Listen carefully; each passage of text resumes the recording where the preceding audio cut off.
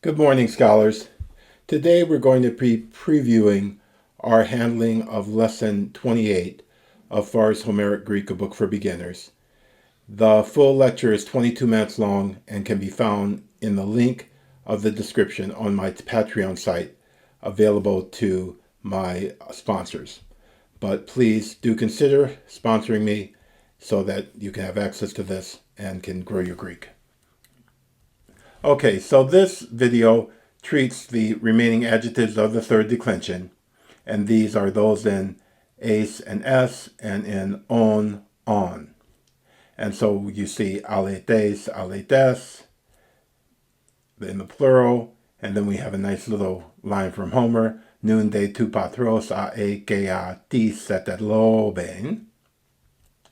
And then the example of the adjectives in on from eudaimon, eudaimon, and the other adjectives of that type. And then vέλτιον, vέλtῑον, better, which is a comparative, and we're going to see a lot of comparatives that have this declension. So we have it in the plural, and you see it has these dual forms.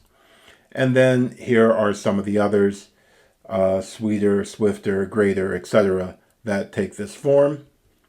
And then finally, we end with one of my favorite, well, too many to talk about one of my favorites, but a wonderful bit from Plato's Apology where he talks about why he's being persecuted. So, oh yes, and then finally, heidous, heideia, heidou, sweet, and then in the plural, and other adjectives like that, and then that ends the lecture.